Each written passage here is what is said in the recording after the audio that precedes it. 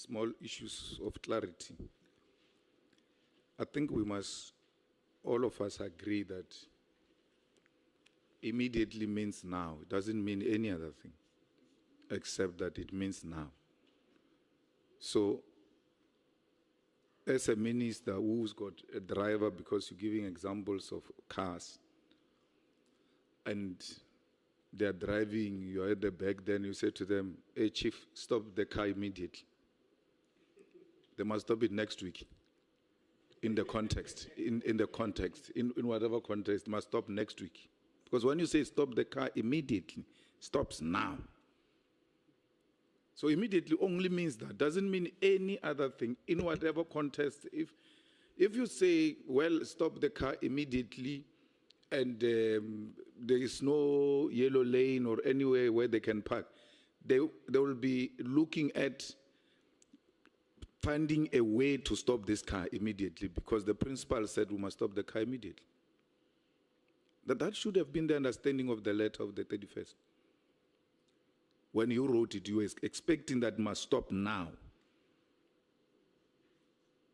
Can we all agree that that is the understanding? Not that in the context it meant this and that and that.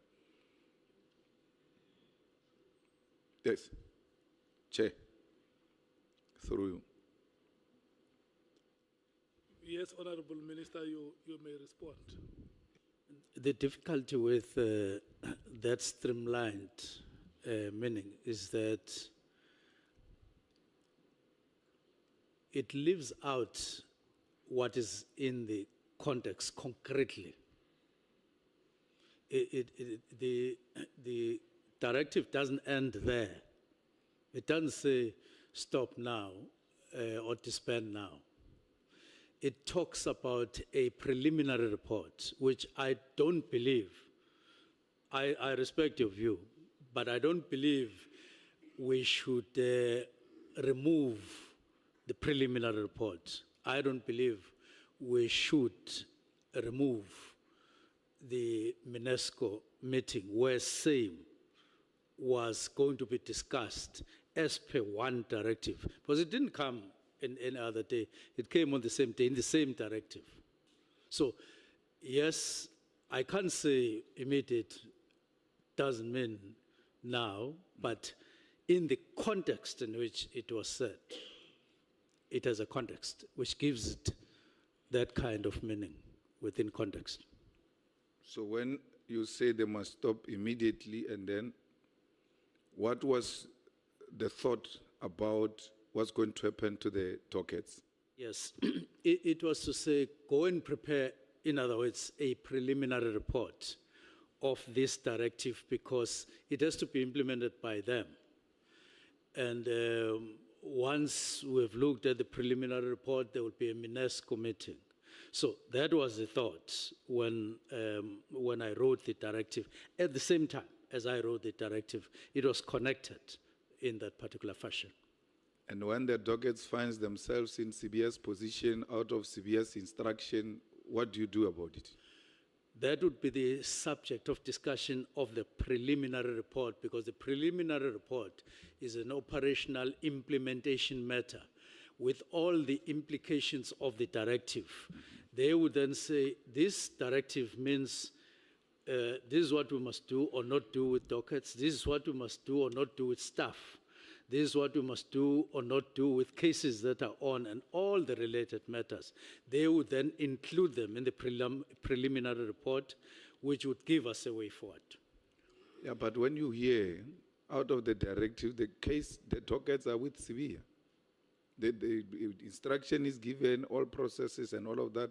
The next thing, the dockets have been removed, including dockets that were ready to go to court, and then are taken to CBS office. When that is brought to your attention, what did you do about it? When I heard about that, well, we were going to, either we were going to or we were from the meeting, but I know that it was the subject of the meeting of the 6th, what would happen with dockets. Actually, in that meeting, National Commissioner did verbally say to motivate the staggered wind down of National Political Killing Stars team in the motivation. He said he wouldn't want to see dockets disappearing in the process. And I agreed with him. And he said it's based on experience. And I agreed with him. The only concern I raised was that, well, December 2025, if there's a way of quickening the process, I also said, but even December 25, if there would still be matters in court, maybe we should couch it in a different way so that it doesn't say until the last matter is no longer in court. So we were debating and thinking about that matter. So that's what happened. What have you done when you hear 121, you are a minister, 121 dockets, some of them ripe for court, have been taken from the investigating people and they are now in the hands of General Sibiya or in his office. You hear that, that should be terrifying.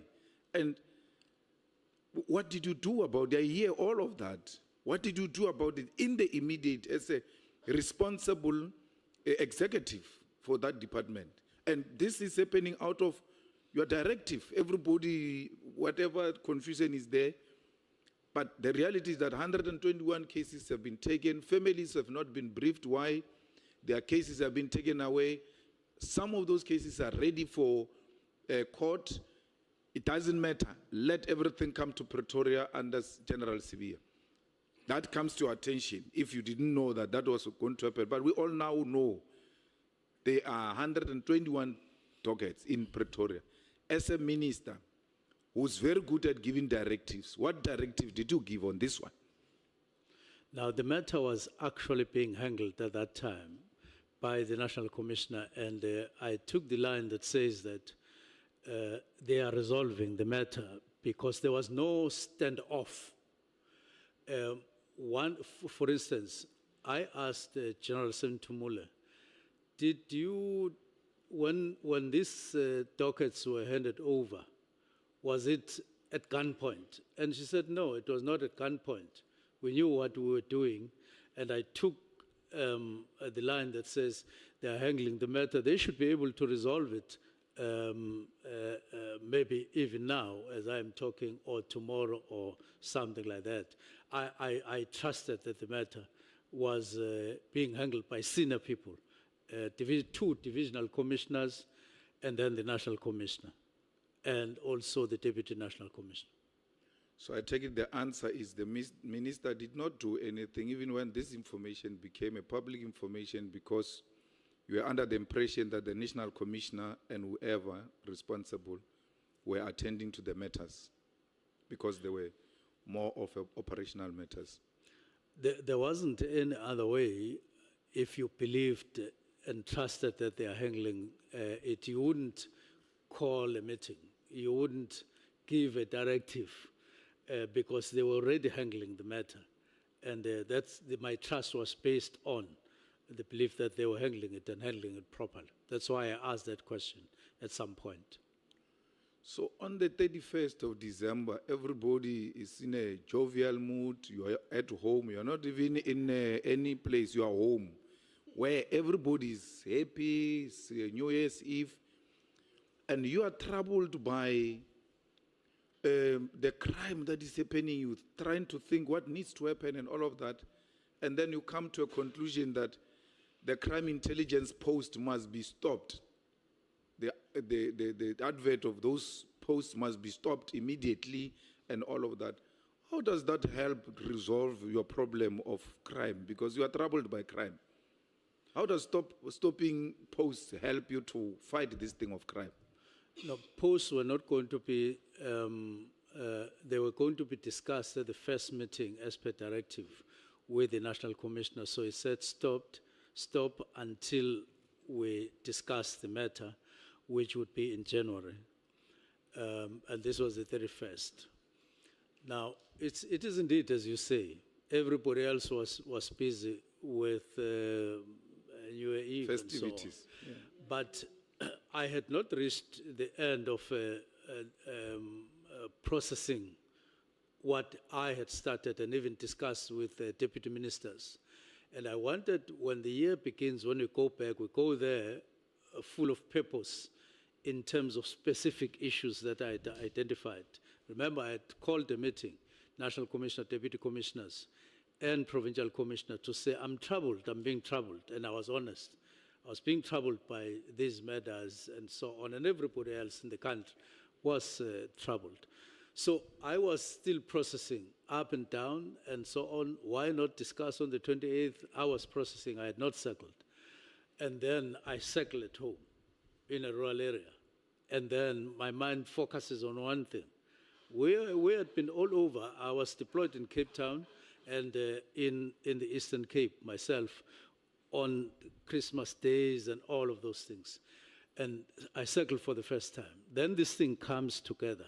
I start piecing things faster than I had done all the time. And the answer was, write a directive so that when the year begins, you are all in part focused on these matters because they're troubling a lot of people. And I'm honest that these matters, in my observation, are troubling a lot of people and the country as a whole. But, Minister, there was nothing that was going to happen in between the 31st and the official return. I know the police don't close and all of that, but the business of our country at that time, meaning everybody's withdrawn. And there was nothing urgent that will force you on the 31st of December to say, this, I have to issue this letter now. Why not wait because now it looks very suspicious. It's like a tender that is being awarded on the 28th of December. You're like, why? Everybody's on holiday. Even the mindset is now different. And you now drag us into this serious business on the 31st of December. It doesn't make any business sense, really. That would add... that would add on my side that what did immediate mean?